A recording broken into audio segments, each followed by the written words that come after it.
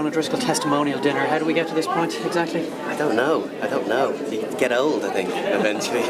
Someone feels sorry for you, maybe. I don't know. Yeah, it seems kind of a bit surreal that it's happening while I'm still playing, and who knows? But it's definitely playing to the end of the end of the summer, irrespective of what happens. Of course, we're here tonight to celebrate Brian's career, and you've got to play with him for the last 4 or 5 seasons. Overall, what sort of sense, if it was this final year, we're not writing him off just yet, but overall, what's your sense of having played with him in some massive matches over the years? Oh, he's a phenomenal player. You know, he really leads by example, and you know he's got some great hits collection if they ever decide to put it together, which I think they will tonight, you know. But, you know, hopefully he'll be around for another year, you know. I wouldn't say, I hope he wasn't pulling the trigger in his career just yet.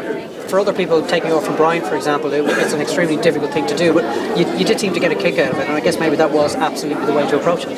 But yeah, I mean, you got to embrace it. You know, it's a responsibility that you kind of have to take on as captain. Obviously, you know, you have your media day every week, and then before the games and straight after the games, which is the toughest one I found, to be honest, especially after some of the games where we lost. Well, all the games we lost there was only a score or 2 in it, and to come out straight away after a game, you're like, you took that was a little bit of getting used to, I suppose. Over the last few weeks, you've been like, you obviously knew this was in the pipeline, potentially your last game for Ireland, and that question being asked of you after every game, before every game, the new arrival as well. It's been a whirlwind few weeks, really, hasn't it? Yeah, not much going on in my life. Yeah, it's been crazy, and this is more good than bad. Obviously, the disappointments of the Six Nations has kind of been halved in a way with obviously the birth of my daughter, puts everything in perspective, and then the knowledge that I was knowing that this dinner was going to be taking place and the honour that comes with that. So listen, I've always found it difficult losing in an Irish jersey, and the day that it becomes easy is the day that you pack it in. Sir Clive, I'm sure you've been at events like this before, and I guess we're looking at Brian O'Driscoll, that he's the reason everyone's here tonight.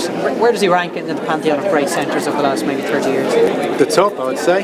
He's I mean, I was lucky enough to have him in the Lions, but also coach against him, so I just know how much time we spent worrying about Brian just as a player. So no, he's, you know, with the Lions and Ireland, he's been absolutely world class and on and off the field. So that's why I'm here tonight, just to, you know, say well done to a truly great player. And I'd say top last 30 years, I can't think of any centre you put above him. And what are your abiding memories of Brian, if you could pick something out in terms of what you've seen of him over the last few years? Well, first of all, I think it's a bit flattering to be compared to Brian Driscoll. Yeah, I think it is. I think he's talking about it today on the plane on the way over. I think it's he's definitely one of the greatest sportsmen Ireland ever seen. He's definitely in the top 3. I would put him in the top 3, if not the greatest sportsman Ireland's ever seen. And you know, he's a wonderful career, and I admire the man for everything that he's done. And you know, he's a credit to him and his family and his wife and his new child. So yeah, I'm delighted for him, and you know, hopefully I'd love to see him go on this year, and I'd love to.